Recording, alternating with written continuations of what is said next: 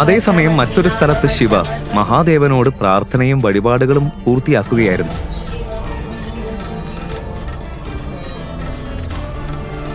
പ്രാർത്ഥന കഴിഞ്ഞ് പൂർണ്ണ സമർപ്പണത്തോടെ നിലത്ത് തൊട്ടു വണങ്ങി അവൻ ക്ഷേത്രത്തിൽ നിന്ന് പുറത്തിറങ്ങി. ഇന്ന് അവന്റെ മുഖത്തൊരു പ്രത്യേക തിളക്കമുണ്ടായിരുന്നു. ഇതുവരെ ഒരിക്കലും അനുഭവിക്കാത്ത ഒരു ശക്തി. ആ രാത്രിയിൽ ജയിലിൽ ശിവായിക്ക് ഒട്ടും ഉറങ്ങാൻ കഴിഞ്ഞില്ല. ആ രാത്രി അവന് ഒരായുസ് മുഴുവൻ പോലെ തോന്നി. നിന്റെ ഭർത്താവാണ് തോൽവി, ഞാനല്ല. നിനക്ക് എത്ര പണം വേണം? 1 കോടി, 2 കോടി, 10 കോടി എല്ലാം ഞാൻ തരാം. പക്ഷെ ഒരു കണ്ടീഷൻ. 2 കോടി വേണമെങ്കിൽ നീ എൻ്റെ കൂടെ വരണം. 10 കോടി വേണമെങ്കിൽ നിന്നെ പൂർണ്ണമായി എനിക്ക് വിട്ടുതരണം. പക്ഷേ ദേവ് അത് പറഞ്ഞു തീർക്കും മുൻപ്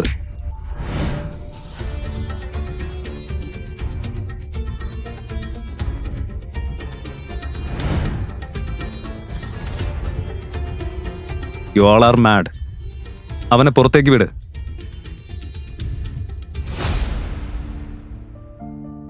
ശിവായി നന്ദിനിയെ വളരെയധികം സ്നേഹിച്ചു. അവൾ അവന്റെ ബാല്യകാല പ്രണയമായിരുന്നു. ഇന്ന് അവർ വിവാഹിതരായി 3 വർഷം കഴിഞ്ഞു. പക്ഷേ നന്ദിനിക്ക് അവനെ വെറുപ്പായിരുന്നു. കാരണം അവനൊരു സാധാരണക്കാരനായിരുന്നു. ഈ വിവാഹം അവളുടെ അപ്പൂപ്പനാണ് നിർബന്ധിച്ച് നടത്തിയത്. അവൾക്ക് എന്നും ഒരു സമ്പന്നനായ ഭർത്താവിനെയായിരുന്നു ആഗ്രഹം. അവൾ ആഗ്രഹിച്ച ഒരു ജീവിതം അവൾക്ക് കൊടുക്കാത്തതുകൊണ്ട് തന്നെ അവളും അവനൊന്നും കൊടുത്തില്ല. എന്നാൽ ശിവായി ഒരിക്കലും കൈവിട്ടില്ല. ആഴ്ചതോറും അവൾക്ക് ഒരു റോസ് കൊടുത്തിരുന്നു. ഒരിക്കൽ അവന്റെ പ്രണയം അവൾ സ്വീകരിക്കും എന്ന പ്രതീക്ഷയിൽ.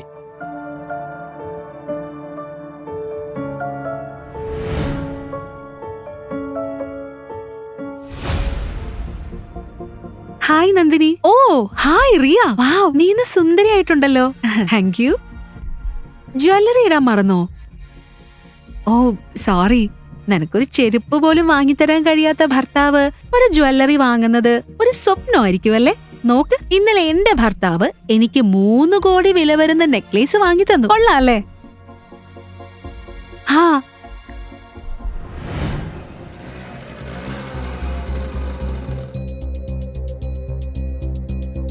മേജർ ശിവായി, ഒടുവില് നിങ്ങൾ ഞങ്ങളെ കണ്ടെത്തി. കഴിഞ്ഞ 3 വർഷമായി ഞങ്ങൾ നിങ്ങളെ എവിടെയൊക്കെ തിരഞ്ഞു. നിങ്ങൾ മടങ്ങി വരൂ, ഞങ്ങൾക്ക് നിങ്ങളെ വേണം. എനിക്കിപ്പോ വേറെ പണിയുണ്ട്. എന്റെ കല്യാണമാണ് ഇപ്പോൾ എനിക്ക് വലുത്. ഇപ്പോ നിങ്ങൾക്ക് പോവാം.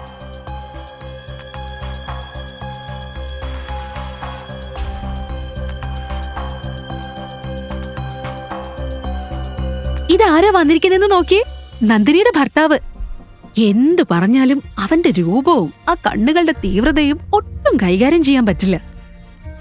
അവന്റെ ഈ ലുക്ക് അച്ചാറിട്ട് വെക്കാനാണോ? ഒരു വേൾഡ് ടൂർ പോണമെങ്കിൽ ഈ മുഖം പോരാ, പണം വേണം. അതവനില്ല.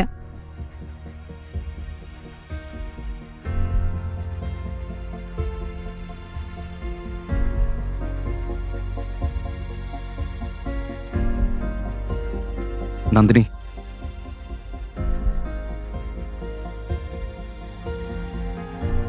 നന്ദിനി, എനിക്ക് നിന്നോടൊരു പ്രധാന കാര്യം പറയാനുണ്ട്. എന്നെ വിട്ടേക്ക്. നീ ഇവിടെ എന്തിനാ വന്നത്? നന്ദിനി, നമുക്കൊന്ന് മാറി നിന്ന് സംസാരിക്കാം. എന്നെക്കുറിച്ചുള്ള എല്ലാം എനിക്ക് തുറന്നു പറയണം. പ്ലീസ് വാ. എന്താ നിനക്ക് പറയാനുള്ളത്? 3 വർഷമായിട്ട് നീ പറയുന്നത് ഞാൻ കേട്ടു. ഇനി നിനക്ക് ഇവിടുന്ന് പോകുന്നതാ നല്ലത്. ഇറങ്ങിപ്പോ. പോ.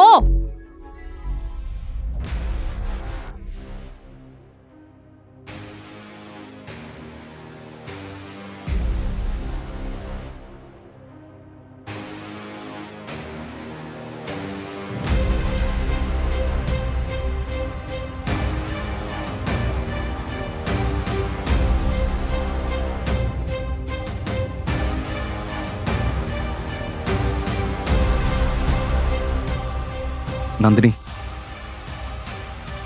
നന്ദിനി, ഒന്ന് കേൾക്ക്. ഒരിക്കൽ കൂടി എനിക്കെല്ലാം വ്യക്തമാക്കണം. ഞാൻ പറയുന്നത് എന്താണെന്ന് നീ ഒന്ന് മനസ്സിലാക്കാൻ ശ്രമിക്കേ.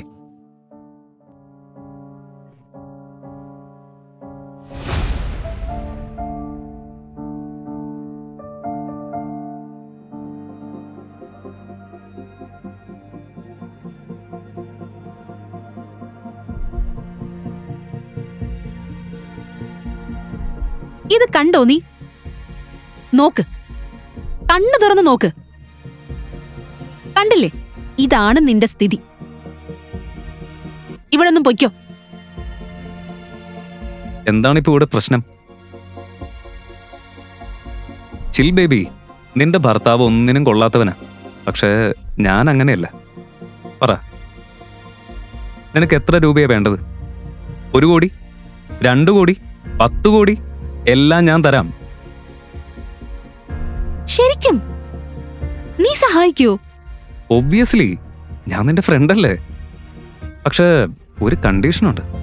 2 കോടി വേണമെങ്കിൽ നീ എന്റെ കൂടെ വരണം. 10 കോടി വേണമെങ്കിൽ നിന്നെ പൂർണ്ണമായി എനിക്ക് വിട്ടുതരണം. ദേവ് വാക്ക് തീർക്കും മുൻപ് ശിവായി ഇടയ്ക്ക് വന്നു.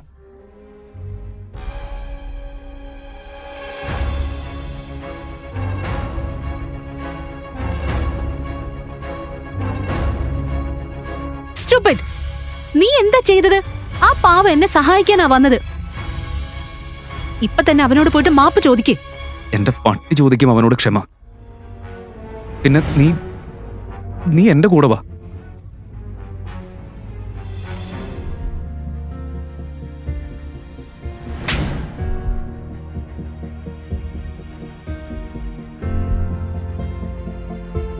ശിവായി നന്ദിനിയെ തന്നെ ഒന്ന് നോക്കി.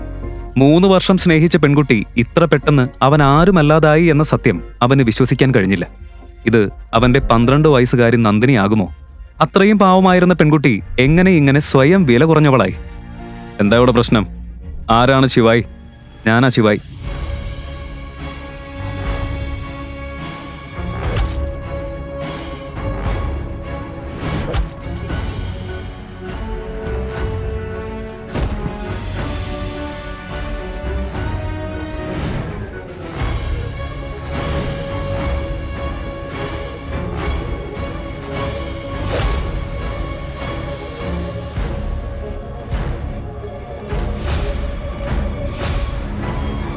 മഹാദേവന്റെ പേരിൽ ഞാൻ സത്യമിടാം, ഇന്ന് ഇവിടെ നിന്ന് നിങ്ങൾ ആരും സ്വന്തം കാലിൽ തിരിച്ചു പോവില്ല.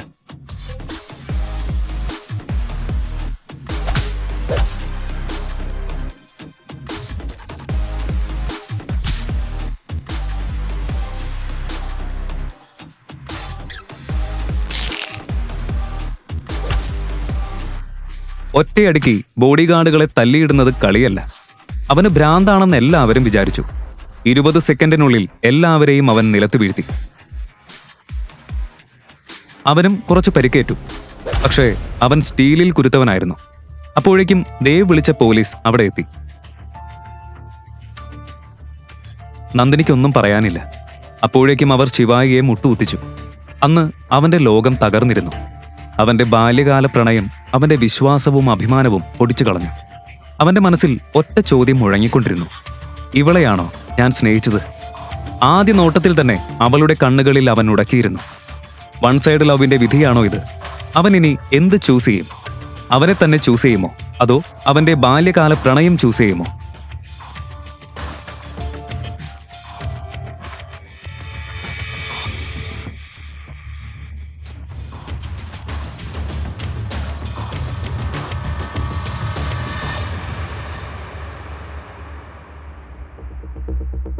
നന്ദിനി രാത്രി 12 മണിക്ക് വീട്ടിലെത്തിയപ്പോൾ കോപത്തോടെ രേഖയോട് നിലവിളിച്ച് മുറിയുടെ വാതിൽ ശക്തിയായി അടച്ചു.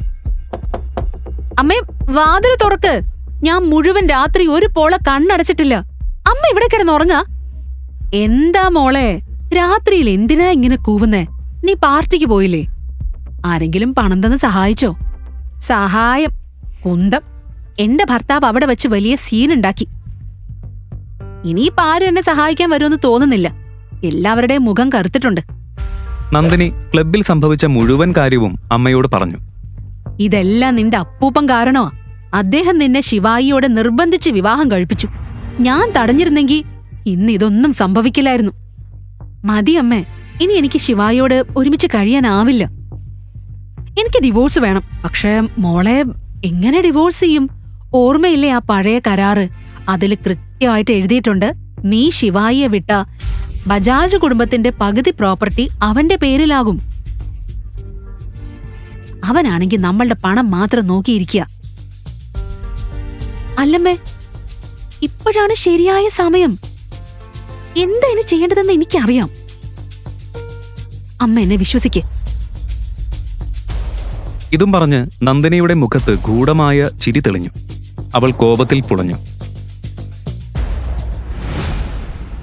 ശിവായി തന്റെ പ്രണയത്തിന്റെയും സ്വാഭിമാനത്തിന്റെയും ഇടയിൽ കുടുങ്ങിയിരുന്നു. 12 വർഷത്തെ പഴയ സംഭവങ്ങൾ ഇപ്പോഴും അവന്റെ മനസ്സിൽ മുഴങ്ങിക്കൊണ്ടിരുന്നു. ഇവൾ എന്റെ ബാല്യകാല പ്രണയമാകുമോ? ഇല്ല, അവളിപ്പോൾ വേറൊരു പെൺകുട്ടിയാണ്. ഇന്നലെ രാത്രി കൊടുത്ത വാക്ക് അവൾ എങ്ങനെ മറന്നു?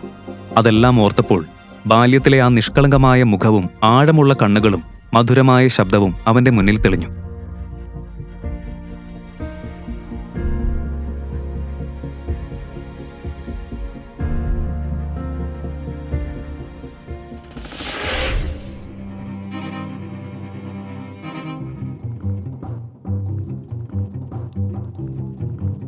നന്ദിനി എന്റെ ബാല്യകാല പ്രണയമാണ്.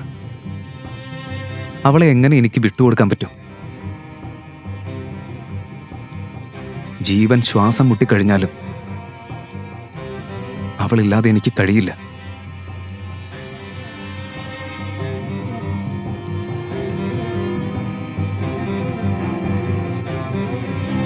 അടുത്ത ദിവസം രാവിലെ നന്ദിനി നേരത്തെ എഴുന്നേറ്റ് റെഡിയായി. ഇന്ന് അവൾ സന്തോഷത്തിലായിരുന്നു. കാരണം ഇന്നാണ് അവൾക്ക് യൂസ്ലെസ് ആയ വിവാഹത്തിൽ നിന്ന് മോചനം കിട്ടുന്നത്. ഇന്ന് അവൻ കരുതും അവന് ജാമ്യം കിട്ടുമെന്ന്. പക്ഷെ ഞാൻ ഇന്ന് പോകുന്നത് ഡിവോഴ്സിനാ. ലോയറുമായിട്ട് മീറ്റ് ചെയ്യുന്നത് ജാമ്യത്തിനല്ല, ഡിവോഴ്സിനാ. ഇന്ന് ഞാൻ വളരെ സന്തോഷവതിയാ.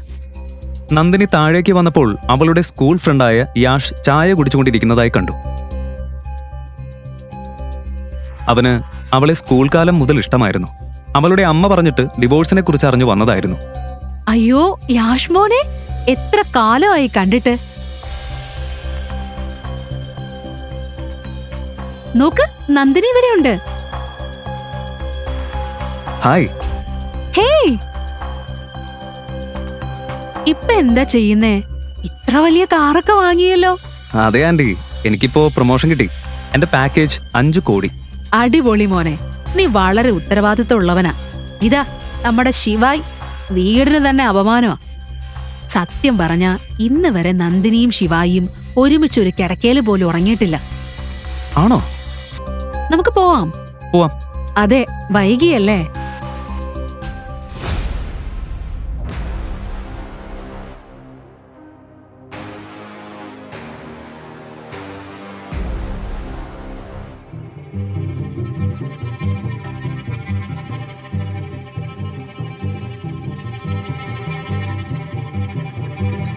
ദേവ് സാഹിബ്, എന്താണ് കാര്യം? ഈ എളിയെ എന്നെ എങ്ങനെയാണ് ഓർത്തത്? ഇൻസ്പെക്ടർ സാഹിബ്, ചെറിയൊരു ജോലിയുണ്ട്. തന്റെ അപമാനത്തിന് പ്രതികാരം ചെയ്യാൻ ദേവ് പോലീസിനെ വിളിച്ച് ശിവായിക്ക് 3rd ഡിഗ്രി ടോർച്ചർ കൊടുക്കാൻ പറഞ്ഞു. പട്ടേൽ സാർ, സെൽ നമ്പർ 3 ആ ഹീറോയെ നഗ്നനാക്കി കിട്ടിക്കോ. അവന്റെ ചൂട് ഞാനിന്ന് മാറ്റിക്കൊടുക്കാം. ദേവ് സാഹിബ്, ജോലി ഞാൻ ചെയ്യാം.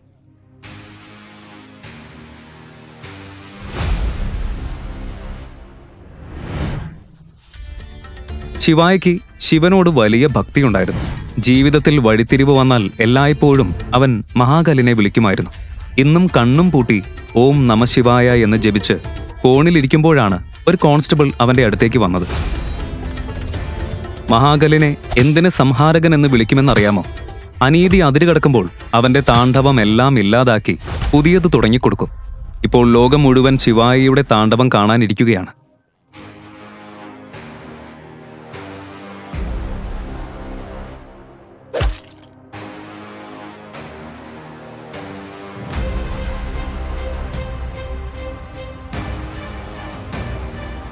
അപ്പോഴേക്കും ഇൻസ്പെക്ടറും 2 കോൺസ്റ്റബിൾസും അവനെ വടികൊണ്ടടിച്ചു തുടങ്ങി.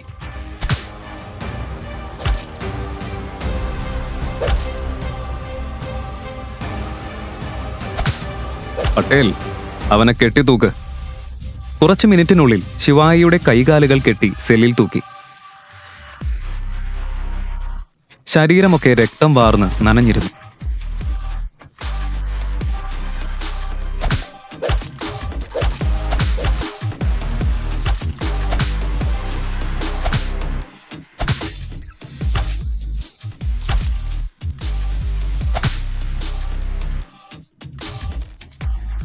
ഇൻസ്പെക്ടർ ബെൽറ്റ് എടുത്ത് അടിക്കാൻ റെഡിയായി. പക്ഷേ ശിവായി പൂർണ്ണമായും ശാന്തനായി.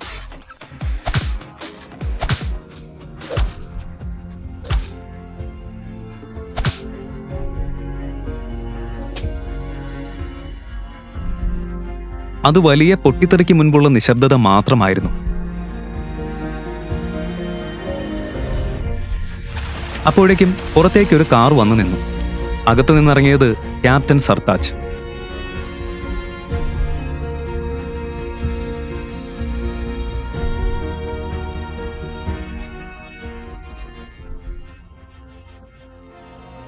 ശിവായിയെ ആ അവസ്ഥയിൽ കണ്ടപ്പോൾ അവൻ നിലവിളിച്ചു, നിങ്ങൾക്കൊന്നും ബുദ്ധിയില്ലേ? അവനെ വിട്. ഇതെന്താ നാടകം? ആദ്യം പറയേ, ആരാണ് ഇദ്ദേഹം? നിനക്കറിയോ ഇദ്ദേഹം ആരാന്ന്? 3 വർഷം മുൻപ് നഗരത്തെ രക്ഷിച്ച മനുഷ്യനാ. ഒരേ സമയം 735 ഭീകരരെ കൊന്ന മേജർ ശിവായി. ഇന്ത്യയിലെ വലിയ രഹസ്യ ഏജൻസിയുടെ ചീഫ്. ഇൻസ്പെക്ടറുടെ ഹൃദയം പിടഞ്ഞു. ഇത്ര വലിയ ഓഫീസറെ പീഡിപ്പിച്ചതിന് അവന്റെ ജോലി തന്നെ ഭീഷണിയിലായി. ഉടൻ സെൽ തുറന്ന് ശിവായിയെ ബഹുമാനത്തോടെ കസേരയിലിരുത്തി. കമാൻഡോകൾ 3 വർഷത്തിന് ശേഷം അവനെ കാണുമ്പോൾ കണ്ണു നിറഞ്ഞു.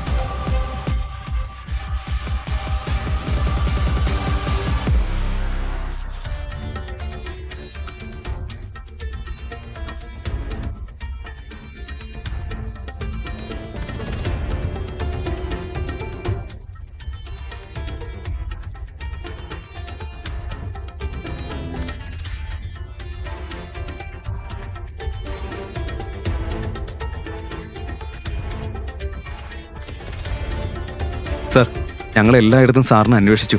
ഇന്നാണ് കണ്ടെത്തിയത്. മാപ്പ് സർ, ഞാൻ താമസിച്ചു. ഇല്ല ക്യാപ്റ്റൻ, നിങ്ങൾ ശരിയായ സമയത്താ വന്നത്. ഇപ്പോ നമുക്ക് ഇവിടെ നിന്ന് പോകാം. ആദ്യം എന്നെ ബജാജ് മാൻഷനിലേക്ക് കൊണ്ടുപോവാം. അവന്റെ കണ്ണുകളിൽ തീ കൊളുത്തി. ആ തീ കെടുത്താൻ അവന് നന്ദിനിയെ കണ്ടുമുട്ടണം.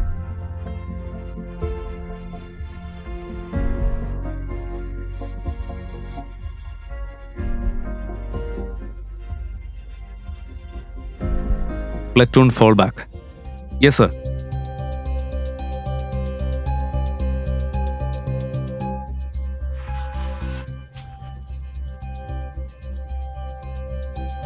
ശിവായി കാറിൽ കയറി. കമാൻഡോസ് എല്ലാവരും വേഗം കാറിൽ കയറി. ക്യാപ്റ്റൻ സർതാജ് ചേർന്നിരുന്ന് ചോദിച്ചു, മേജർ, നീ എന്തിനാണ് രാത്രി മുഴുവൻ ജയിലിൽ കഴിഞ്ഞത്?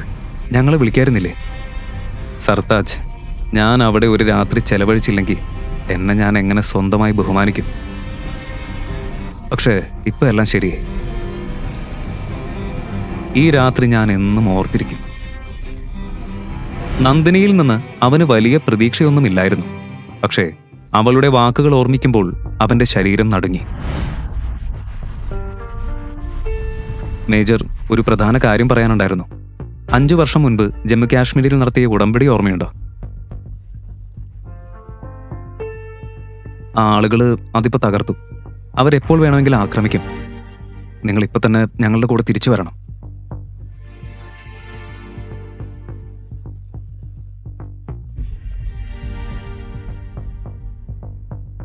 ഞാൻ ആ ലോകം 3 വർഷം മുൻപേ വിട്ടു. ഇപ്പോ ഞാനൊരു സാധാരണ മനുഷ്യനാ. അതേസമയം നന്ദിനി യഷിനൊപ്പം പോലീസ് സ്റ്റേഷനിലേക്ക് പോകാൻ തയ്യാറായി. അപ്പോൾ അവരുടെ വീടിന് മുന്നിൽ ഒരു SUV വന്ന് നിർത്തി. പുറത്തിറങ്ങിയത് ശിവായി. അത് കണ്ടപ്പോൾ നന്ദിനിയും യഷും ഞെട്ടി. അവന്റെ കണ്ണുകളിൽ തീ കത്തിയിരുന്നു.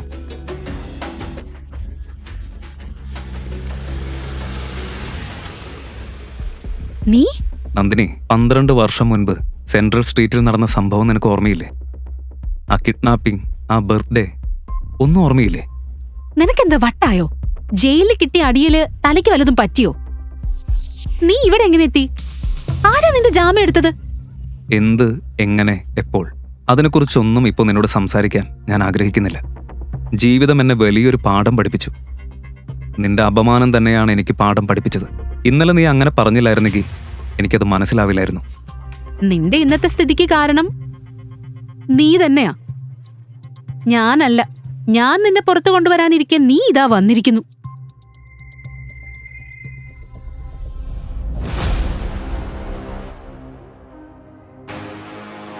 നന്ദിനി, എനിക്ക് ഡിവോഴ്സ് വേണം. ഞാൻ സ്നേഹിച്ച പെൺകുട്ടി നീയല്ല. എല്ലാവരും ഞെട്ടി. ശിവായി തന്നെയാണ് ഡിവോഴ്സ് ചോദിക്കുന്നത്. നന്ദിനിക്ക് ദേഷ്യം വന്ന് അവൾ കോപത്തോടെ പറഞ്ഞു. എന്താ പറഞ്ഞത്? നിനക്ക് എന്നെ ഡിവോഴ്സ് ചെയ്യണമെന്നോ? എന്റെ സ്ഥാനം നിന്റെ നിലയിൽ നിന്ന് നിരവധി മടങ്ങ് ഉയർന്നതാ. നീ എങ്ങനെയാ പുറത്തു വന്നത്? എങ്ങനെ നിനക്ക് ജാമ്യം കിട്ടി? അവനെ കൊണ്ടുവന്നവര് വലിയ ആളുകളാ. അവരാണ് അവനെ ഇവിടെ ഇറക്കി കൊടുത്തത്. ഇവൻ അവരുടെ കാല് പിടിച്ചിട്ടുണ്ടാവും. അല്ലാതെ ഇവൻ എങ്ങനെ ഇറങ്ങാനാ? നിങ്ങളിപ്പോ ഒന്നും അറിയില്ല. ഞാൻ സ്വയം ബഹുമാനിക്കാൻ പഠിച്ചിരിക്കുന്നു. ഞാൻ മഹാദേവൻ വസിക്കുന്ന ആ പ്രകാശത്തിന്റെ കണികയാണ്. അതെ, അത് സത്യമാണ്. ഞാൻ തന്നെ എന്നെ ബഹുമാനിക്കാത്ത പക്ഷം ഈ ലോകം എങ്ങനെ എന്നെ ബഹുമാനിക്കും? എൻ്റെ ഓരോ ശ്വാസവും എൻ്റെ പൂജയാണ്. എൻ്റെ ഓരോ ചുവടും ഒരു മാതൃകയാണ്. ഇനി നിങ്ങൾ നോക്കിക്കൊണ്ടിരിക്കേ. ഇനിയാണ് ഞാൻ തുടങ്ങാൻ പോകുന്നത്. നീ ആരാ ഇതെല്ലാം പറയാൻ? മുഴുവൻ കൊച്ചി നഗരത്തിനും അറിയാം നീ ആരാണെന്ന്. അതെ, എൻ്റെ പിഴവ് തന്നെ. നിന്റെയും നിന്റെ ഫാമിലിയുടെയും മുന്നിൽ ഒന്നിനും കൊള്ളാത്തവനായി ഞാൻ നിന്നു. പക്ഷേ എൻ്റെ സ്നേഹം നീ ഒരിക്കലും കണ്ടില്ല നന്ദിനി. ഞാൻ ഒരുപാട് കാര്യങ്ങൾ അതിനുവേണ്ടി ചെയ്തു. പക്ഷേ നീ അതൊന്നും കണ്ടില്ല. നിനക്കെന്താ തോന്നുന്നത് നന്ദിനി? എനിക്കിതിൽ സന്തോഷമാണെന്നോ? ആളുകളുടെ അധിക്ഷേപം കേൾക്കുന്നതിൽ എനിക്ക് ആനന്ദമാണെന്നോ? ഞാൻ നിന്നെ സത്യമായി സ്നേഹിച്ചു. പക്ഷെ നീ അത് കണ്ടില്ല. നീ കണ്ടത് അമ്മ നിന്നെ കാണിച്ചതും ഈ പട്ടണം നിന്നെ കാണിച്ചതും മാത്രം. എന്റെ സ്നേഹം നീ ഒരിക്കലും മനസ്സിലാക്കിയില്ല നന്ദിനി, ഒരിക്കലും. പക്ഷെ മഹാകാളിന്റെ പേരിൽ ഞാൻ സത്യം ചെയ്യുന്നു, ഇനി മുതൽ ഞാൻ തന്നെ എന്റെ കണ്ണിൽ അപമാനിക്കപ്പെടാൻ ഒരിക്കലും അനുവദിക്കില്ല. ശിവായിക്ക് കഴിഞ്ഞ ഒരു ദിവസം ജയിലിനുള്ളിൽ വളരെ വിഷമമായിരുന്നു. അവൻ അത്രയും സഹിച്ചിരുന്നു. ശരീരവേദനയേക്കാൾ ആത്മാവിന്റെ വേദന കൂടുതലായിരുന്നു. എനിക്ക് നിന്റെ പ്രണയം വേണ്ട. ആദ്യ ദിനം മുതൽ ഞാൻ നിന്നെ വെറുത്തു. എന്റെ അപ്പൂപ്പൻ എന്താണാവോ നിന്നിൽ കണ്ടത്? പിന്നെ നീ എന്താ പറഞ്ഞത്? സ്മോൾ ഗിഫ്റ്റോ? നീ നൽകിയ അവസാന ഗിഫ്റ്റ് ഒരു കൃത്രിമ മുത്തുമാലയായിരുന്നു. കേൾക്കുന്നുണ്ടോ? എനിക്ക് നിന്നെ വിട്ടൊഴിയണമെന്നേ ആഗ്രഹം. വിട്ടൊഴിയണം? ഈ പറഞ്ഞതൊക്കെ നിനക്ക് ഇവനിൽ നിന്നും കിട്ടും. യാഷിനെ ചൂണ്ടിക്കാണിച്ച് ശിവായി പറഞ്ഞു. അതെ, ഞാൻ അവളെ നിന്നേക്കാൾ സന്തോഷിപ്പിക്കും. എന്റെ സ്റ്റാൻഡേർഡ് വളരെ ഉയർന്നതാ. നാളെ നന്ദിനിയുടെ ബർത്ത്ഡേ. ഞാനൊരു വലിയ പാർട്ടി നടത്തും. ഇടയ്ക്ക് രേഖയും വന്ന് നന്ദിനിയെ വലിച്ചകത്തേക്ക് കൊണ്ടുപോയി. ഈ പിച്ചക്കാരനോടൊന്ന് സംസാരിക്കാൻ നിൽക്കേണ്ട നന്ദിനി, അകത്തേക്ക് പോ.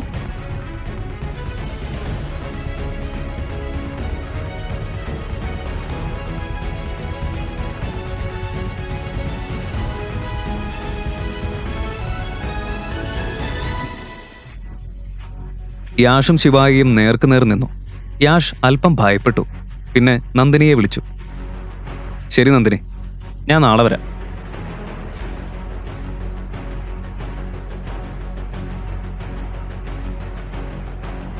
നാളെ ഡിവോഴ്സിന് റെഡിയായിരിക്കും. ഗെയിം നഷ്ടപ്പെടുത്തരുത്.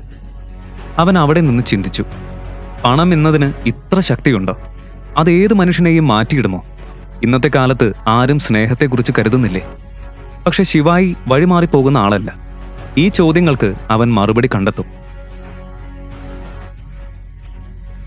ഒടുവിൽ ശിവായി ഒരു കളിക്കാരൻ, തോൽവി അറിയാത്ത, ഒരു ഭയമില്ലാത്ത കളിക്കാരൻ.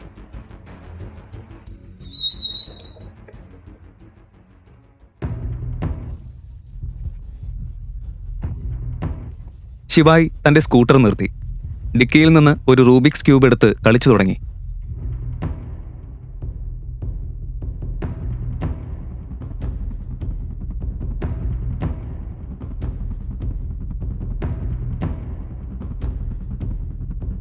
അവന്റെ കണ്ണിൽ ഒരു തിളക്കം തെളിഞ്ഞു.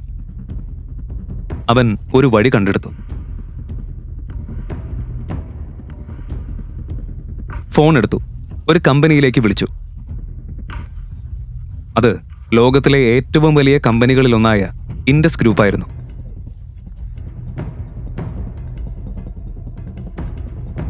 ഹലോ, മിസ്റ്റർ ദിനേഷിനെ കിട്ടോ? അതെ, സംസാരിക്കുന്നത് ഞാൻ തന്നെ. ഇത് ഞാനാണ്, ശിവായി മഹേശ്വരി. 50 വയസ്സുകാരനായ ദിനേഷ് ഈ പേര് കേട്ട് വിറച്ചു, വിയർപ്പ് നിറഞ്ഞു. മിസ്റ്റർ ദിനേഷ്, എനിക്കൊരു സഹായം വേണം. 12 വർഷം മുൻപ് സെൻട്രൽ സ്ട്രീറ്റിൽ നടന്ന കിഡ്നാപ്പിംഗ് ഓർമ്മയുണ്ടോ? അതിൽ പങ്കെടുത്തത് ആരെന്ന്? അത് ബജാജ് കുടുംബത്തിലെ നന്ദിനിയായിരുന്നോ അതോ മറ്റാരെങ്കിലും ആയിരുന്നോ? സർ, 12 വർഷത്തെ പഴക്കമുള്ള സംഭവം കണ്ടെത്തുന്നത് ബുദ്ധിമുട്ടാണ്. പക്ഷെ നിങ്ങൾക്ക് നന്ദിനി ബജാജിനെ എങ്ങനെയാണ് അറിയുന്നത്? ഞാൻ നാളെ നന്ദിനിയെ ഡിവോഴ്സ് ചെയ്യും. ഞാൻ തിരിച്ചു വന്നതായി എല്ലാവരോടും പറയണം. ദിനേഷ് വിറച്ചുപോയി. പക്ഷേ അവൻ്റെ സന്തോഷം ഇരട്ടിയായി. ഉടൻ തന്നെ തൻ്റെ സെക്രട്ടറിയോട് പറഞ്ഞു, എല്ലാ ഡയറക്ടർമാരെയും വിളിക്കേ, ഒരു ബോർഡ് മീറ്റിംഗ് ഉണ്ടാക്കണം. നമ്മുടെ ബോസ് തിരിച്ചു വന്നിരിക്കുന്നു എന്ന് അറിയിക്കേ. ശിവായി കയ്യിൽ റൂബിക്സ് ക്യൂബ് പിടിച്ചു, ഒരു ചിരി ചിരിച്ചു. നന്ദിനി, ഞാൻ നിന്നെ വളരെയധികം സ്നേഹിച്ചു. നീ ചോദിച്ചിരുന്നെങ്കിൽ നിന്നെ ഒരു രാജ്ഞിയാക്കുമായിരുന്നു. പക്ഷേ മഹാകാളിന്റെ പേരിൽ സത്യമാണ്, നീ എന്ത് നഷ്ടപ്പെടുത്തിയെന്ന് നിനക്കറിയില്ല. ഈ സമയം ലോകത്തിന്റെ എല്ലാ കോണുകളിലുമുള്ള ഇൻഡസ് ഗ്രൂപ്പിലെ ആളുകൾക്ക് മെസ്സേജുകൾ വന്നു തുടങ്ങി. അവരെവിടെ ഒളിച്ചിരിക്കുകയായാലും ഏത് കോണിലായാലും ഒരേ അലർട്ട് എല്ലായിടത്തും തെളിഞ്ഞു. Message from Indus group, Shiva Maheshwari is back. ഇങ്ങനെ തിരക്ക് പിടിച്ച അവസ്ഥയ്ക്കിടയിലാണ് ദേവ് അകത്തേക്ക് കയറി വന്നത്. എന്താ സംഭവം? ഓഫീസിൽ എല്ലാവരും ഇങ്ങനെ പാനിക്കാവുന്നത് എന്തിനാ? ഇതേ ദേവ് തന്നെയാണ് ആ പാർട്ടിയിൽ നന്ദിനിയെ 700 കോടി കൊടുത്ത് പറ്റിക്കാൻ നോക്കിയത്. ദിനേഷ് അവന്റെ അങ്കിളായിരുന്നു. ആ ബന്ധത്തെക്കുറിച്ച് ശിവയ്ക്ക് ഒട്ടും അറിവില്ലായിരുന്നു. നിന്റെ മുഖം എങ്ങനെ ആക്കിയത് ആരാടാ? ദേവിന് അറിയാമായിരുന്നു അവന്റെ അങ്കിൾ ഇത് വെറുതെ വിടില്ലെന്ന്. അത് ഒന്നുമില്ല, ഒരു പാർട്ടിയായിരുന്നു, കുറച്ച് ഓവറായി പോയി, അത്രേ ഉള്ളൂ. ഇത് കേട്ട് ദിനേഷിന്റെ കണ്ണുകൾ ചുവന്നു. പേര് പറയും, ഈ സിറ്റിയിൽ ആർക്കട ദിനേശിന്റെ മരുമോനെ തൊടാൻ ധൈര്യം? ദേവിന് അത് പുറത്ത് പറയണമെന്നുണ്ടായിരുന്നു. പക്ഷേ അവന്റെ ഈഗോ അവനെ തടഞ്ഞു. ഒരു ലൂസർ തന്നെ അടിച്ചുവെന്ന് അവൻ എങ്ങനെ സമ്മതിക്കും? അത് ഒരുത്തനും അവന്റെ ഗ്യാങ്ങും. അവൻ ഒറ്റയ്ക്കായിരുന്നെങ്കിൽ കാണായിരുന്നു. ദേവ് നെർവസ് ആയിരുന്നു. ദിനേഷിന് എന്തോ കുഴപ്പമുണ്ടെന്ന് തോന്നി. നിനക്ക് എന്താ വേണ്ടത് പറ. അങ്കിളിന്റെ കയ്യിൽ ഇത് ഹാൻഡിൽ ചെയ്യാൻ പറ്റുന്ന ആളുകളുടെ കോണ്ടാക്ട്സ് ഇല്ലേ? എനിക്കൊരാളുടെ കാലുകൾ ഓടിക്കണം. എനിക്ക് ആ നമ്പറും തരൂ, ഞാൻ അവരെ വിളിക്കാം. ദിനേഷിന് പെട്ടെന്ന് കാര്യം മനസ്സിലായി. അയാൾ ശബ്ദം താഴ്ത്തി പറഞ്ഞു, ഒരച്ഛൻ എന്ന നിലയിലാണ് ഞാൻ പറയുന്നത്. ഇപ്പോ അതിന് പറ്റിയ സമയമല്ല. കാര്യങ്ങൾ ഇപ്പൊ തന്നെ ബുദ്ധിമുട്ടില്ല. ഇതെങ്ങാനും പുറത്തു പോയാൽ നമ്മളെല്ലാവരും ഫിനിഷ്ഡ്. ദേവ് ഇതൊന്നും കേട്ട് പിന്തിരിഞ്ഞ് അവൻ പറഞ്ഞു, അങ്കിൾ പ്ലീസ്, എനിക്ക് അവന്റെ കാലോ കൈ ഒടിച്ചാൽ മതി, അത്രേ ഉള്ളൂ, വേറൊന്നും വേണ്ട. അവന്റെ അപേക്ഷ കേട്ട് ദിനേശിന് പിന്നെയും അവനോട് നോ പറയാൻ തോന്നിയില്ല. അയാൾ പോക്കറ്റിൽ നിന്ന് ഫോൺ എടുത്ത് അവന് കൊടുക്കാൻ തുടങ്ങി. അവന്റെ പേരെന്താ? പേരൊന്നും അറിയില്ല അങ്കിൾ, പക്ഷെ എൻ്റെ ഒരു ക്ലാസ്മേറ്റിന്റെ ഹസ്ബൻഡ്, ഒരു സാധാരണക്കാരനാ, കൂടുതലൊന്നും അറിയില്ല.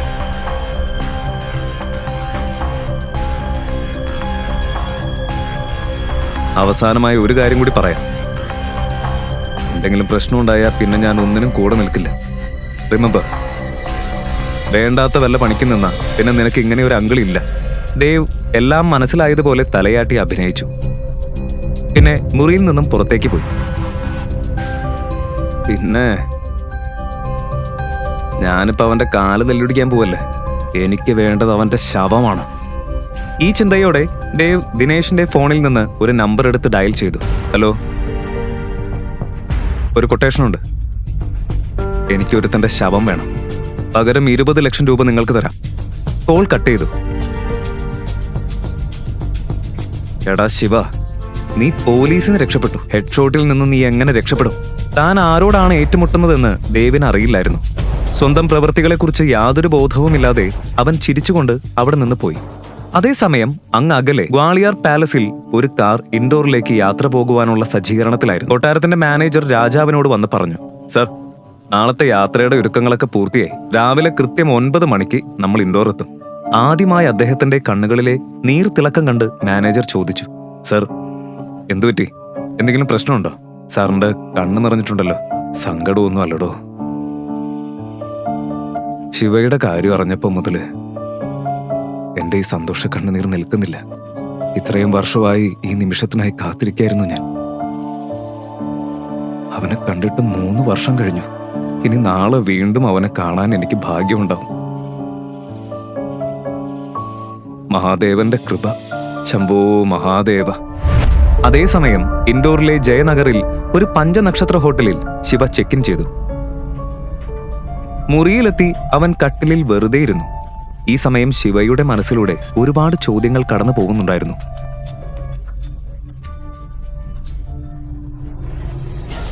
അതേ പെൺകുട്ടി തന്നെയാണോ നന്ദിനി? പക്ഷെ നന്ദിനി തന്നെയാണ് ആ പെൺകുട്ടിയെങ്കിൽ എനിക്ക് അവളെ സ്വീകരിക്കാൻ കഴിയും. എന്റെ അഭിമാനത്തിന് യാതൊരു വിലയുമില്ലേ? ഞാൻ ചെയ്യുന്നത് ശരിയോ അതോ തെറ്റോ? ഈ ചോദ്യങ്ങളാൽ അസ്വസ്ഥനായ ശിവ കണ്ണടച്ച് കൈകൾ കൂപ്പി.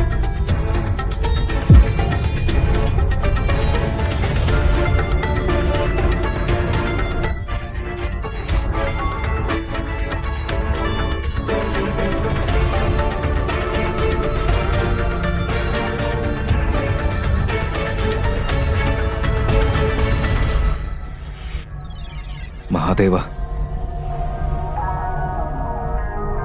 ഇനിയെല്ലാം ഞാൻ അങ്ങയുടെ തീരുമാനത്തിന് വിടുന്നു. ഞാൻ എന്ത് ചെയ്യണമെന്ന് അങ്ങ് തന്നെ പറഞ്ഞാലും. അല്പം കഴിഞ്ഞ് കണ്ണുകൾ തുറന്ന് അവൻ സ്വയം പറഞ്ഞു.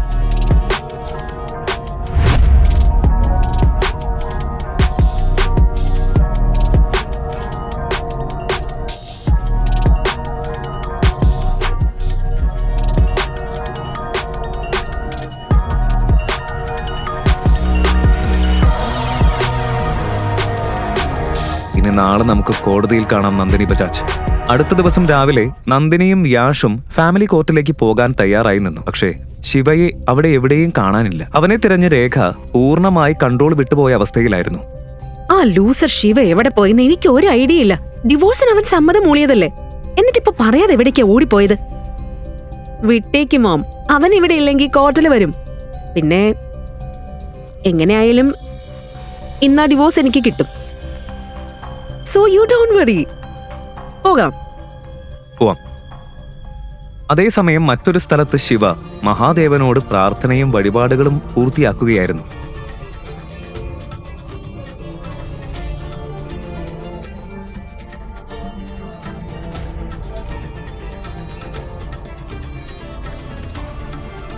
പ്രാർത്ഥന കഴിഞ്ഞ് പൂർണ്ണ സമർപ്പണത്തോടെ നിലത്ത് തൊട്ടു വണങ്ങി അവൻ ക്ഷേത്രത്തിൽ നിന്ന് പുറത്തിറങ്ങി. ഇന്ന് അവന്റെ മുഖത്തൊരു പ്രത്യേക തിളക്കമുണ്ടായിരുന്നു. ഇതുവരെ ഒരിക്കലും അനുഭവിക്കാത്ത ഒരു ശക്തി. അവനെ ചെറുതായി കണ്ട എല്ലാവർക്കും യഥാർത്ഥ ശിവ ആരാണെന്ന് കാണിക്കാൻ അവൻ ഒടുവിൽ തയ്യാറായി.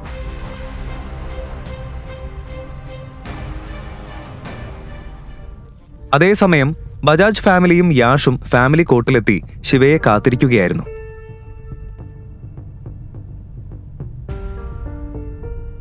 നന്ദിനി തന്റെ ലോയറിനോട് സംസാരിക്കാൻ പോയി. രേഖയും യാഷും ഒറ്റയ്ക്കായി. മോനെ, എന്റെ നന്നുനെ നീ നന്നായി നോക്കില്ലേ? തീർച്ചയായും, എന്നെക്കാളും കൂടുതൽ. അതിനു പുറമെ എന്റെ കമ്പനി ഇപ്പോൾ ഒരു വലിയ ബിസിനസ് ഡീൽ ക്ലോസ് ചെയ്യാൻ പോവാ, ഇൻഡസ് ഗ്രൂപ്പുമായിട്ട്. ആന്റി ഒന്നുകൊണ്ടും ടെൻഷൻ അടിക്കണ്ട. ആ ഡീല് ഫൈനലൈസ് ആയ നിങ്ങളുടെ മകളെ കോടികളിൽ മൂടും. വാവ്, ഇൻഡസ് ഗ്രൂപ്പ് ആണോ? അത്ര വലിയ കമ്പനിയോ? സത്യം പറഞ്ഞ ആ വേൾഡിന്റെ ഭാഗമാകണമെന്ന് എനിക്ക് എപ്പോഴും ആഗ്രഹം ഉണ്ടായിരുന്നു. പക്ഷേ ഈ വയസ്സിൽ കോടികളുടെ പ്രഷർ ഞാൻ ഹാൻഡിൽ ചെയ്യുമെന്ന് എനിക്കറിയില്ല. എനിക്ക് കുറച്ച് ലക്ഷങ്ങൾ മതി, സന്തോഷം. നിങ്ങളുടെ മകൾ എന്റെ ഭാര്യയായ നിമിഷം മുതൽ എനിക്കുള്ളതെല്ലാം നിങ്ങളുടേത് കൂടിയാണ്. അത് കേട്ടപ്പോൾ രേഖയ്ക്ക് ആശ്വാസമായി. അവളുടെ ഫ്യൂച്ചർ സെക്യൂർ ആയി എന്നവൾ ചിന്തിച്ചു. അപ്പോൾ തന്നെ പറഞ്ഞ സമയത്ത് ശിവ കോർട്ടിലെത്തി. നന്ദിനിയെ അവളുടെ ലോയറിനൊപ്പം കണ്ടപ്പോൾ അവന്റെ ഹൃദയം ഒരു അജ്ഞാതമായ ആശയക്കുഴപ്പത്തിൽ മുങ്ങി.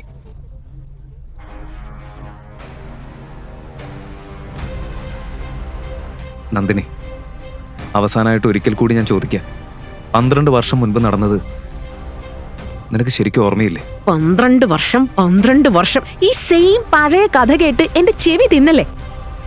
സോ മിണ്ടാതിരുന്ന് ഈ ഡാം ഡിവോഴ്സ് പേപ്പർ സൈൻ ചെയ്. ജീവിതം മുഴുവൻ കാത്തിരുന്ന നിമിഷം കിട്ടിയതുപോലെ അവൾ ആ ഡോക്യുമെന്റ്സ് അവന്റെ മുന്നിലേക്ക് നീക്കിവെച്ചു.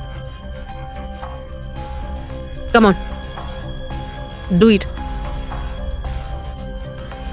നീ എടുക്കുന്നത് ശരിയായ തീരുമാനമാണ് നന്ദിനി. ഈ ലൂസറിനെ ഒഴിവാക്കുന്നത് നിന്റെ ജീവിതത്തിലെ ഏറ്റവും നല്ല തീരുമാനം തന്നെയാണ്. വർഷങ്ങളായി ബജാജ് ഫാമിലിയുടെ അവശിഷ്ടങ്ങൾ കഴിച്ചാണ് നീ ജീവിച്ചത്. ഇനി എന്ത് ചെയ്യാനാ പ്ലാൻ? ശിവ ആ പേപ്പേഴ്സിൽ സൈൻ ചെയ്ത നിമിഷം തന്നെ ബജാജ് ഫാമിലിയും യാഷും അവിടെ നിന്ന് പാഞ്ഞുപോയി. അവൻ ഉള്ളിടത്ത് ഒരു നിമിഷം പോലും നിൽക്കാൻ അവർക്ക് താല്പര്യമില്ലായിരുന്നു. കോർട്ടിൽ നിന്ന് പുറത്തേക്ക് ഒരു 2 ചുവട് വെച്ചതേയുള്ളൂ. ഒരു ലക്ഷറി കാർ വന്ന് നേരെ അവന്റെ മുന്നിൽ നിർത്തി. വാതിൽ തുറന്നു. രാജകീയ ടർബൻ ധരിച്ച ഒരു പുരുഷൻ പുറത്തേക്കിറങ്ങി. ശിവയെ കണ്ട നിമിഷം അയാളുടെ കണ്ണുകൾ സന്തോഷത്തിൽ നിറഞ്ഞു. രാജാവിനെ കണ്ടതും ശിവയുടെ മുഖം തെളിഞ്ഞു. അവൻ മുന്നോട്ട് ചെന്ന് ആദരവോടെ അയാളുടെ കാൽ തൊട്ടു.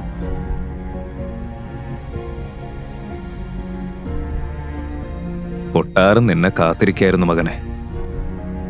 ഒരു രാജാവില്ലാത്ത കൊട്ടാരം വെറും കെട്ടിടം മാത്രമാ. ഈ പഴയ ചുമലുകൾക്കിനി ഈ ഉത്തരവാദിത്തങ്ങൾ ചുമക്കാൻ കഴിയില്ല. സമയമായി, വീട്ടിലേക്ക് പോവാം.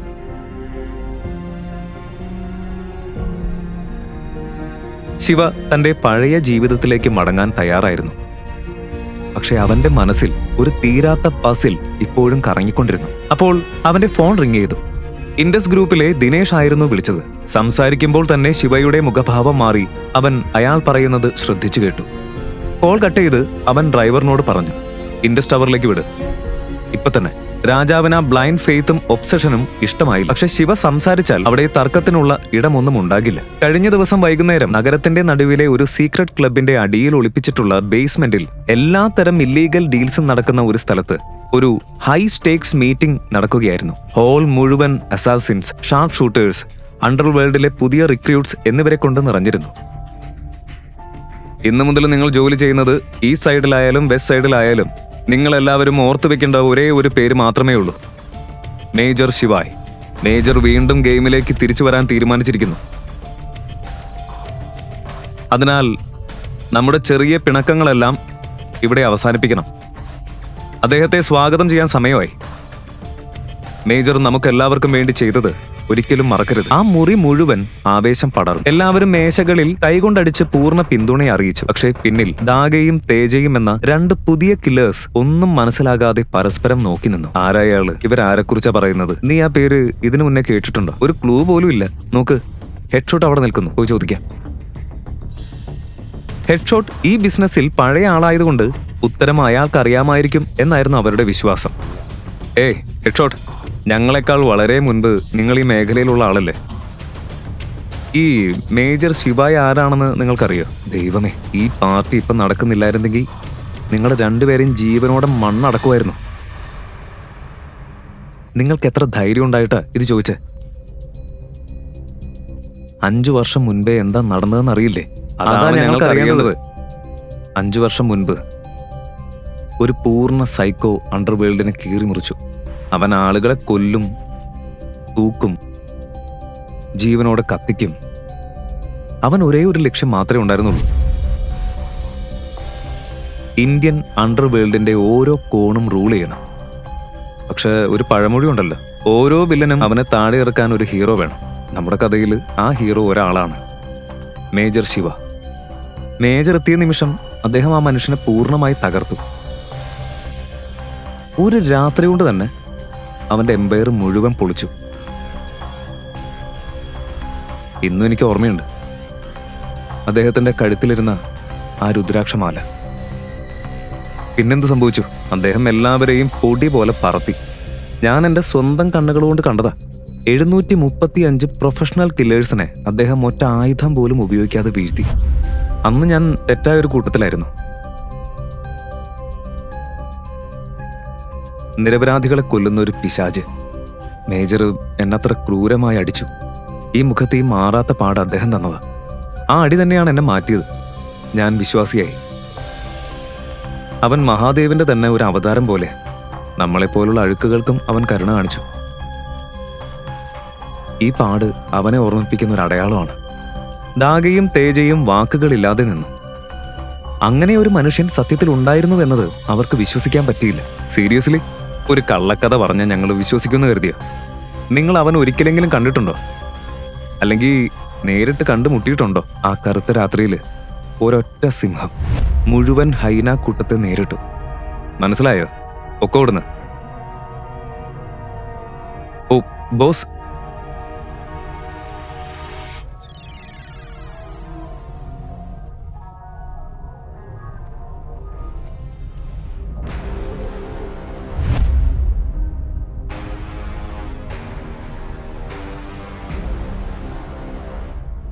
ദേവാണ്,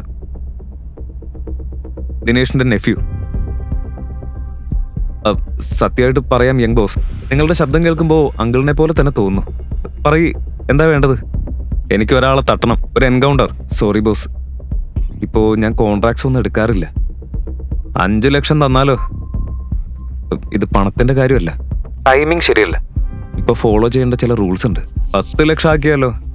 ബോസ് മനസ്സിലാക്കണം, എന്റെ കൈകൾ കെട്ടിയിട്ടിരിക്കുക, എനിക്കൊന്നും ചെയ്യാൻ പറ്റില്ല. 20 ലക്ഷം ഫൈനൽ ഓഫർ. ബോസ്, 20 ലക്ഷം തന്നാ ഞാൻ എന്നെ തന്നെ വെടിവെക്കും. ഫോട്ടോ അയച്ചോളൂ. പേരെന്താ? അവന്റെ പേര് ശിവായ്, ബജാജ് ഫാമിലിയിലെ മരുമകന്. ഫോട്ടോ ഞാൻ ഇപ്പൊ തന്നെ അയക്കാം. Got it boss. മീറ്റിംഗ് റൂമിലെ നിശബ്ദത നീക്കി ദിനേഷ് ആ പെൺകുട്ടിയെക്കുറിച്ച് അവർ കണ്ടെത്തിയ എല്ലാ കാര്യങ്ങളും വിശദീകരിക്കാൻ തുടങ്ങി. സർ, നിങ്ങളുടെ ഇൻസ്ട്രക്ഷൻസ് പ്രകാരം 12 വർഷം മുന്നത്തെ ആ കേസ് ഞങ്ങൾ വീണ്ടും റീഓപ്പൺ ചെയ്തു. ഇൻവെസ്റ്റിഗേഷനിൽ കിട്ടിയത് ഇതാണ്. 35 വർഷം മുൻപ് നന്ദിനിയുടെ അച്ഛൻ കേശവ് ബജാജ് വന്ദന എന്നൊരു പെൺകുട്ടിയെ സ്നേഹിച്ചിരുന്നു. പക്ഷെ അവള് ദരിദ്രയായതിനാൽ കേശവിന്റെ അച്ഛൻ രഘുവീർ ബജാജ് അവനെ രേഖയുമായി ബലമായി കല്യാണം കഴിപ്പിച്ചു. പക്ഷെ കേശവ് വന്ദനയെ കാണുന്നത് ഒരിക്കലും നിർത്തിയില്ല.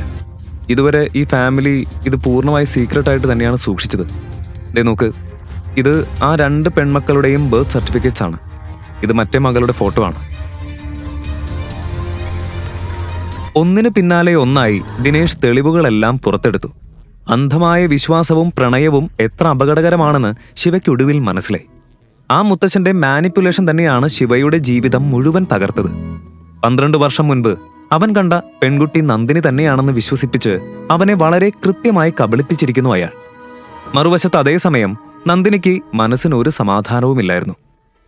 കോർട്ടിൽ നിന്ന് മടങ്ങുന്ന വഴിയിൽ ലക്ഷറി കാസിന്റെ ഒരു കോൺവോയ് അവളുടെ അടുത്തുകൂടെ കടന്നുപോയി. അതിൽ ഒരു കറുത്ത SUV-യിൽ ശിവയെ കണ്ടെന്ന് അവൾക്ക് ഉറപ്പായിരുന്നു. മോം, എനിക്ക് 100% ഷുവറാണ് ആ ബ്ലാക്ക് SUV-യിൽ ശിവ ഉണ്ടായിരുന്നു. സ്വീറ്റി, മണ്ടത്തരം പറയാതെ. ആ ലൂസർ ശിവയാണോ? അവൻ അത്രയും വലിയ കാറിൽ എങ്ങനെ വരും? ഇല്ല മോം, ഞാൻ സീരിയസ് ആണ്. അത് അവൻ തന്നെയായിരുന്നു. നീ അത് വിട്. ഇനി നീ യാഷിനെ കുറിച്ച് മാത്രം ചിന്തിച്ചാ മതി. അവന്റെ കമ്പനിക്ക് ഇൻഡസ് ഗ്രൂപ്പ് കോൺട്രാക്ട് കിട്ടിയല്ലോ. ഇനി കുറച്ചു ദിവസത്തിനുള്ളിൽ അവന്റെ പണത്തിൽ നമ്മൾ അർമാദിക്കും. അമ്മ പറഞ്ഞത് ശരിയാണെന്ന് നന്ദിനിക്കും തോന്നി. അവൾ ആ ഫീലിംഗ് ഒക്കെ മനസ്സിൽ നിന്ന് തള്ളി മാറ്റി മൂഡൊന്ന് ലൈറ്റൺ ചെയ്യാൻ ശ്രമിച്ചു. ആ ഫോട്ടോ കണ്ട നിമിഷം ശിവ ഫ്രീസായി. അവൻ ഫോട്ടോ മുറുക്കി പിടിച്ചു. അലഞ്ഞിരുന്ന ആത്മാവിന് ഒടുവിൽ ശാന്തി കിട്ടിയതുപോലെ അവന്റെ കണ്ണുകൾ ആ ഫോട്ടോയിൽ നിന്ന് വിട്ടുമാറിയില്ല. അവന്റെ ഹൃദയം ഇടിച്ചു കുതിക്കുകയായിരുന്നു. ഇത് അവൾ തന്നെയാണ്. ഒരിക്കൽ അവൻ തന്റെ ലോകം മുഴുവൻ സമർപ്പിച്ച ആ പെൺകുട്ടി. അവള് തന്നെയാ അന്ന് എന്റെ കൂടെ ഉണ്ടായിരുന്നത്. ബജാജ് ഫാമിലിയുടെ സീക്രട്ട് ഡോട്ടറാണോ അവള്? പക്ഷെ എങ്ങനെ ഇവർക്ക് 2 പേർക്കും ഇത്ര ഒരുപോലെ മുഖച്ഛായ വന്നു? യെസ് സർ, ഇവൾ അവന്തികയാണ്, ദ ഇല്ലെജിറ്റിമേറ്റ് ഡോട്ടർ. അവളുടെ അമ്മ വന്ദന അവളെ പ്രസവിക്കുമ്പോൾ തന്നെ മരിച്ചു. നിങ്ങളുടെ വഴിയിൽ അവൾ ഒരിക്കലും വരാതിരിക്കാൻ നന്ദിനിയുമായി നിങ്ങളുടെ വിവാഹം ഫൈനലൈസ് ചെയ്യുന്നതിന് മുൻപേ തന്നെ അവളുടെ മുത്തച്ഛൻ അവളെ ഒരു ഹോസ്റ്റലിലേക്ക് അയച്ചു. 12 വർഷം മുൻപ് നടന്ന ആ ഹ്യൂമൻ ട്രാഫിക്കിംഗ് റെസ്ക്യൂ സമയത്ത് നിങ്ങൾ കണ്ടത് അവന്തികയെ തന്നെയായിരുന്നു. 12 വർഷം. ആ വാക്കുകൾ കേട്ടതും ശിവ തന്റെ പഴയ കാലത്തിന്റെ ഓർമ്മകൾ അയവിറക്കി. ആ രാത്രി, ആ ഗുണ്ടകളിൽ നിന്ന് അവന്തികയെ അവൻ രക്ഷിച്ച രാത്രി, അവളുടെ നിഷ്കളങ്കമായ കണ്ണുകളിലേക്ക് നോക്കിയ നിമിഷം തന്റെ മുഴുവൻ ഫ്യൂച്ചർ അവിടെ തന്നെ കാണുന്നത് പോലെ അവന് തോന്നി. 2 പേരുടെയും ലവ് അറ്റ് ഫസ്റ്റ് സൈറ്റ് ആയിരുന്നു അത്. അന്ന് എന്റെ കൂടെ നിന്നത് അവൾ തന്നെയായിരുന്നു. ഞാൻ സ്നേഹിച്ചത് അവളെയാണെന്നും ഇത്ര വർഷം അവളെ എന്നിൽ നിന്ന് അകറ്റിവെച്ചതാണെന്നും എനിക്ക് അന്ന് അറിയാമായിരുന്നെങ്കിൽ മഹാദേവനാണ് സാക്ഷി. അവളെ കണ്ടെത്താൻ ഞാൻ ലോകം തന്നെ കുലുക്കിയനെ. അവൾക്ക് 20 വയസ്സാകുമ്പോൾ ഞാൻ അവളെ വിവാഹം കഴിക്കുമെന്ന് ഞാൻ അവളോട് പ്രോമിസ് ചെയ്തിരുന്നു.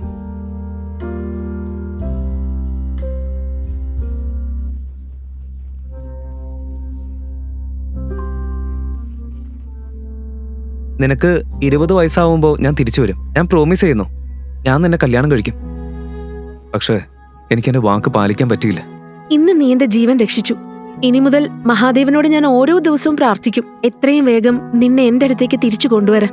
റിയാലിറ്റിയിലേക്ക് തിരിച്ചു വന്ന ശിവ തന്നെ നിയന്ത്രിച്ച് ദിനേശിന്റെ നേരെ തിരിഞ്ഞു. അവന്തിക ഇപ്പൊ എവിടെയാ? സർ, ഞങ്ങൾക്ക് കിട്ടിയ വിവരങ്ങൾ പ്രകാരം ഇന്ന് ആഫ്റ്റർനൂൺ മുതൽ അവൾ മിസ്സിംഗ് ആണ്. കുട്ടിക്കാലത്തുള്ളതുപോലെ തന്നെ അവളെ വീണ്ടും ചെയ്തതാണെന്ന് തോന്നുന്നു. കുറച്ച് നിമിഷങ്ങൾക്കുള്ളിൽ അവളുടെ എക്സാക്ട് ലൊക്കേഷൻ നമുക്ക് കിട്ടും. ആരാണ്? സർ, കോൺട്രാക്ട് സൈൻ ചെയ്യാൻ മിസ്റ്റർ യഷ് ജതാവത്തിനെ വിളിച്ചല്ലോ. അദ്ദേഹം പുറത്ത് വെയിറ്റ് ചെയ്യുന്നുണ്ട്. അവനോട് വെയിറ്റ് ചെയ്യാൻ പറ. ഹലോ, അവന്തികയുടെ കാര്യത്തിൽ എന്തെങ്കിലും ന്യൂസ് ഉണ്ടോ? ഈ സമയത്ത് ശിവ അവന്തികയെ കുറിച്ച് മാത്രമാണ് ചിന്തിച്ചത്. ബജാജ് ഫാമിലി മുഴുവൻ കൃത്യമായി പ്ലാൻ ചെയ്തൊരുക്കിയ ഒരു കോൾഡ് കോൺസ്പിരസി പോലെയായിരുന്നു അവന് തോന്നിയത്. അവന്റെ ഹൃദയം വേഗത്തിൽ ഇടിക്കുകയായിരുന്നു. അവൾക്ക് എന്തെങ്കിലും അപകടം സംഭവിക്കുമോ എന്ന പേടി അവന്റെ മനസ്സിൽ നിന്ന് പോയില്ല. പിന്നെ അവൻ ഭയന്നിരുന്ന ആ മറുപടി തന്നെ വന്നു. എന്താ അവന്തികയ്ക്ക് എന്ത് സംഭവിച്ചു? സർ, കാര്യങ്ങൾ കൈവിട്ടുപോയി. രേഖ അവന്തികയെ തണ്ടർ നൈറ്റ് ക്ലബില് വിക്കി എന്ന ഒരാൾക്ക് 2 കോടി രൂപയ്ക്ക്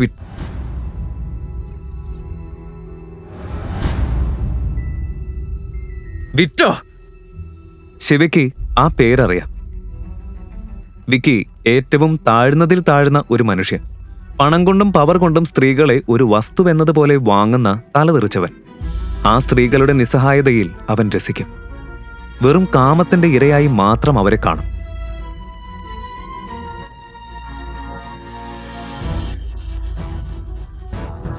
ഇന്ന് വിക്കിക്ക് പുതിയ ടാർഗറ്റ് അവന്തികയായിരുന്നു. പട്ടിണി കിടക്കുന്ന ഒരു നായയെ പോലെ അവൻ അവളെ നോക്കിയിരിക്കുകയായിരുന്നു. അവന്തികയ്ക്ക് അപകടം മനസ്സിലായി. അവിടെ നിന്ന് ഓടിപ്പോകാൻ അവൾ പല വഴികളും തേടി. പക്ഷേ വിക്കി അവളെ വിടാൻ തയ്യാറല്ലായിരുന്നു. അവൾ എന്തെങ്കിലും പറയുന്നതിന് മുൻപേ, നോക്ക്, എനിക്ക് പോലീസും ബുദ്ധിമുട്ടൊന്നും വേണ്ട. ഈ ഡീല് നിന്റെ റെസ്പോൺസിബിലിറ്റിയാ. ഡെലിവറി നീ തന്നെയാണ് ഉറപ്പാക്കേണ്ടത്. മറുവശത്ത് രേഖ പുഞ്ചിരിച്ചു. ഇനി ഈ പെൺകുട്ടിക്ക് പേരില്ല, ഐഡന്റിറ്റി ഇല്ല, ഒന്നുമില്ല. വിക്കി പറഞ്ഞത് കേട്ട് അവന്തിക പേടിച്ചു വിറച്ചു. അവൾ മുഖം തിരിച്ച് വസ്ത്രം ഒന്ന് ശരിയാക്കി അവനിൽ നിന്ന് മാറിയിരിക്കാൻ ശ്രമിച്ചു.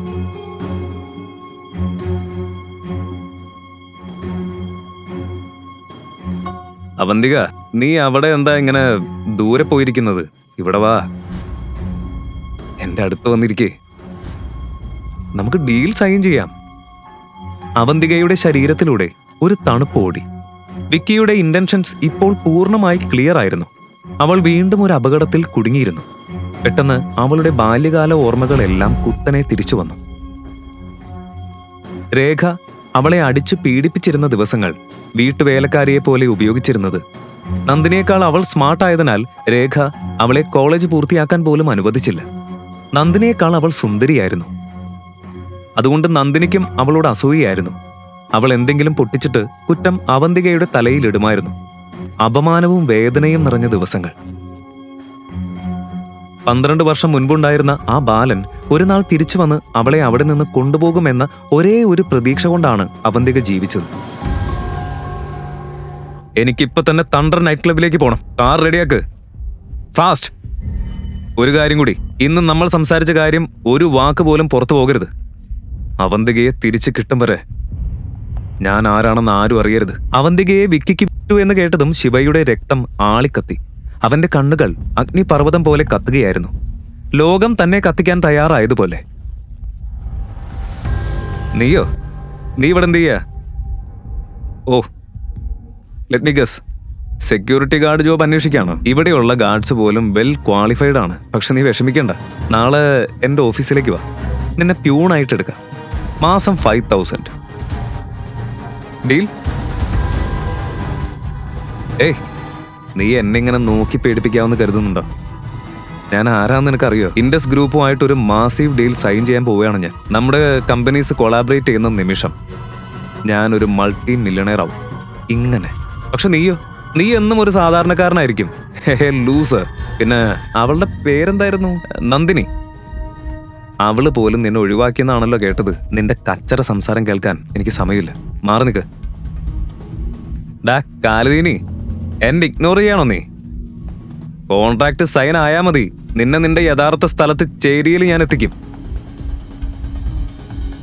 ദിനേഷ്, യാഷുമായി ഇൻഡസ് ഗ്രൂപ്പ് ഒരു ഡീലും സൈൻ ചെയ്യില്ല. Yes sir.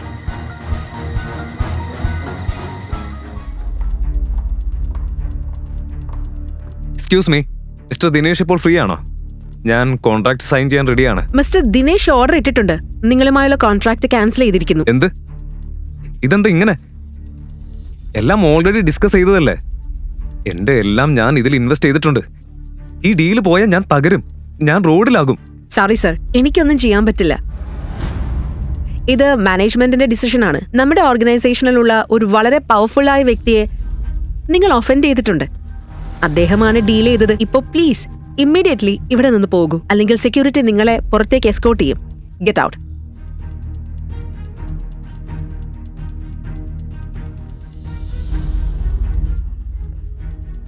ആരായിരിക്കും അത്? ശിവയാണോ? No way. അവൻ നന്ദിനിയുടെ എക്സ് അല്ലേ? അവൻ അങ്ങനെ ഹോൾഡ് ഉണ്ടാവില്ലല്ലോ. യാഷിന്റെ തല കറങ്ങി. കഴിഞ്ഞ 2 ദിവസത്തിനുള്ളിൽ അവൻ പവർഫുള്ളായ ആരെയെങ്കിലും ക്രോസ് ചെയ്തിട്ടുണ്ടോ എന്നോർത്തു. ഇല്ല, ശിവയൊഴികെ ആരുമില്ല. തല പൊട്ടി ആലോചിച്ചിട്ടും അവനൊന്നും മനസ്സിലായില്ല. അതേസമയം ശിവായി പാർക്കിംഗ് ലോട്ടിലെത്തി. ഫുൾ സ്പീഡിൽ കാർ എടുത്ത് പറന്നു. ഒരു സെക്കൻഡ് പോലും ഡിലേ ആയാൽ അവന്തികയുടെ ജീവൻ പോയേക്കാം എന്ന് അവൻ അറിയാമായിരുന്നു. Relax mister Dev, don't. ഇന്ന് തന്നെ ആ ആളെ ഗെയിമിൽ നിന്ന് ഞാൻ പുറത്താക്കും. നീ ആ പറഞ്ഞത് കേട്ടാ മതി. ഇനിയെങ്കിലും എനിക്കൊന്ന് ഉറങ്ങാൻ പറ്റും. ഓക്കെ. നഗരത്തിന്റെ മറുവശത്ത് ദേവ് തന്റെ റിവെഞ്ച് ആസ്വദിക്കുകയായിരുന്നു. മഹാദേവ, എന്ത് സംഭവിച്ചാലും പ്ലീസ് അവന്തികയെ സേഫായി കാത്തോളണേ. ശിവ ആക്സിലേറ്റർ പൂർണ്ണമായി ചവിട്ടി. എഞ്ചിൻ ഗർജിച്ച് കത്തിക്കൊണ്ടിരിക്കെ നഗരത്തിലെ ഓരോ റെഡ് ലൈറ്റും തകർത്തുകൊണ്ട് അവൻ തണ്ടർ നൈറ്റ് ക്ലബിലേക്ക് പാഞ്ഞു. അതേസമയം ഇൻഡസ് ഗ്രൂപ്പ് ഹെഡ്ക്വാർട്ടേഴ്സിൽ നിന്ന് യാഷ് പുറത്തേക്ക് തള്ളി വീണതുപോലെ ഇറങ്ങിയപ്പോൾ അവന്റെ മനസ്സ് പൂർണ്ണമായി കറങ്ങുകയായിരുന്നു. ആരെയാണ് താൻ ഒഫൻഡ് ചെയ്തത് എന്ന ചിന്തയിൽ അവൻ പേടിച്ചു വിറച്ചു. യഷ്, ഡീൽ സൈൻ ചെയ്ത് കഴിഞ്ഞോ? മറക്കരുത്, നന്ദിനിയുടെ ബർത്ത്ഡേ അടുത്ത് വരിക. എല്ലാ എംപ്ലോയീസിനെയും ഇൻവൈറ്റ് ചെയ്യണം, എസ്പെഷ്യലി മിസ്റ്റർ ദിനേശിനെ. നന്ദിനിയും ദിനേശും തമ്മിൽ ഒന്ന് മാച്ച് ആയി പോയാ അത് നമ്മൾ എല്ലാവർക്കും ഗുണം തന്നെയാകും. I mean professionally speaking. Okay, വേറെ അർത്ഥത്തിൽ എടുത്തേക്കരുതേ. മിണ്ടാതിരിക്കെ, നിങ്ങൾക്ക് ബുദ്ധിയില്ലേ കിളവി? ഡീൽ ഡെഡ് ആണ്, അത് ക്യാൻസൽ ചെയ്തു. ഇത്ര തുറന്ന ഡിസ്റെസ്പെക്റ്റോടെ രേഖയോട് യാഷ് സംസാരിക്കുന്നത് ഇതാദ്യമായിരുന്നു. പക്ഷേ എങ്ങനെ? അത് ഓൾറെഡി പറഞ്ഞുറപ്പിച്ച ഡീലല്ലേ? എനിക്ക് എങ്ങനെ അറിയാനാ? ഞാൻ ആകെ തകർന്നിരിക്കുക. റോഡിൽ ഇറങ്ങേണ്ടി വരും. ഇതിന്റെ ഇടയിലാണോ നന്ദിനിയുടെ ബർത്ത്ഡേ? കത്തിക്കയറിയ ദേഷ്യത്തിൽ അവൻ ഫോൺ പൊട്ടിക്കുന്നത് പോലെ അടിച്ചു വെച്ചു. കണ്ടോ, യഷും യൂസ്ലെസ് തന്നെയാ. അവന്റെ ഡീല് നടക്കാതെ പോയി. എന്ത്? ക്യാൻസൽ ചെയ്തോ? അപ്പൊ മിസ്റ്റർ ദിനേശ് ബർത്ത്ഡേ പാർട്ടിക്ക് വരില്ലേ? പിന്നെ കമ്പനി സേവ് ചെയ്യാൻ വേണ്ട 2 കോടി നമ്മൾ എവിടെ നിന്ന് കണ്ടെത്തും? നമുക്ക് ഗ്രാൻഡ് പായുടെ ബംഗ്ലാവ് വിറ്റാലോ? അതിൽ നിന്ന് കുറഞ്ഞത് 2-3 കോടിയെങ്കിലും കിട്ടുമല്ലോ, റൈറ്റ്? റിലാക്സ് സ്വീറ്റി, വീടൊന്നും വിൽക്കണ്ട. നമ്മുടെ ഡിയർ അവന്തിക ഒടുവിൽ ഉപകാരപ്പെടാൻ പോവുകയാണ്. വിക്കി എന്നൊരു മാഫിയ ബോസ് ഉണ്ട്. അവൻ അവന്തികയോടൊരു താല്പര്യം. 2 കോടി തരാൻ അവൻ റെഡിയാണ്. 50 ലക്ഷം അഡ്വാൻസ് ആയിട്ട് അവൻ ഓൾറെഡി ട്രാൻസ്ഫർ ചെയ്തിട്ടുണ്ട്. ബാക്കി നാളെ വരും. പിന്നെ നീ ഇനി യഷിനെ കുറിച്ച് ചിന്തിക്കണ്ട. അവനില്ലെങ്കിൽ മറ്റൊരാൾ. അടുത്ത തവണ ഞാൻ നിനക്ക് ഇൻഡോറിലെ ഏറ്റവും റിച്ച് ബാച്ചുലറിനെ തന്നെ കണ്ടെത്തി തരും. ഇന്റർനാഷണൽ കോർപ്പറേഷൻസിലുള്ളവൻ, ലോകം മുഴുവൻ തല ഉയർത്തി നിൽക്കുന്ന ആളെ. അത് കേട്ട് നന്ദിനിയുടെ മുഖം തെളിഞ്ഞു. രേഖ പറയുന്ന ആ മനുഷ്യൻ ശിവ തന്നെയാണെന്ന് അവൾക്കൊരു ധാരണ പോലും ഇല്ലായിരുന്നു. അവൾ ബെഗർ എന്ന് വിളിച്ച് തള്ളിപ്പറഞ്ഞ അതേ ശിവ. രേഖ പൂർണ്ണ സന്തോഷത്തിലായിരുന്നു. പോക്കറ്റിൽ 50 ലക്ഷം വന്നിരിക്കുന്നു. അവന്തികയെ പെർമനന്റലി ഒഴിവാക്കാനും പോകുന്നു. ആദ്യ ദിവസം മുതൽ തന്നെ അവൾ അവന്തികയെ വെറുത്തിരുന്നു. ഭർത്താവിന്റെ അഫയറിന്റെ ജീവനുള്ള തെളിവ് പോലെ.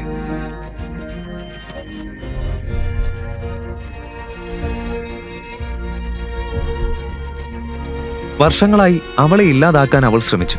പക്ഷേ നിയമത്തിന്റെ പേടിയും അമ്മായച്ചനെയും ഭയന്നിട്ടായിരുന്നു അവൾ പിന്നോട്ട് നിന്നത്.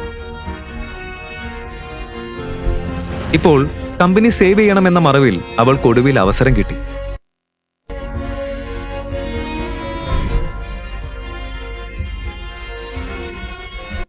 പന്ത്രണ്ട് വർഷം മുൻപും അവൾ ഇതുപോലെ ഗുണ്ടകൾക്ക് അവന്തികയെ, പക്ഷേ ഭാഗ്യം കൊണ്ട് അവന്തിക രക്ഷപ്പെട്ടു.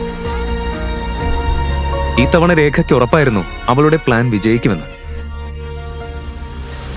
പക്ഷേ ഇനി മുന്നിൽ എന്താണ്? ശിവയ്ക്ക് അവന്തികയുടെ അടുത്ത് സമയത്തെത്താൻ പറ്റുമോ? ശിവയ്ക്ക് അവന്തികയെ രക്ഷിക്കാനാകുമോ? ഗുണ്ടകൾ അവനെ കൊല്ലുമോ? ദേവ് ദിനേശിന്റെ സ്വന്തം നെഫ്യൂ ആണെന്നും ശിവയെ കൊല്ലാൻ അവൻ കൊട്ടേഷൻ കൊടുത്തിട്ടുണ്ടെന്നും ശിവയറിഞ്ഞാൽ എന്താകും? ഡീൽ ഫെയിലായ വാർത്ത കേട്ടാൽ രേഖയും നന്ദിനിയും എങ്ങനെ പ്രതികരിക്കും? പിന്നെ യാഷിന് ഒരിക്കലെങ്കിലും ശിവ യഥാർത്ഥത്തിൽ ആരാണെന്ന് മനസ്സിലാകുമോ? ഈ കഥയുടെ ബാക്കി അറിയാൻ കേൾക്കൂ മിസ്റ്റർ ശിവ. പോക്കറ്റ് FM-ൽ മാത്രം. Download pocket FM app. Link in description.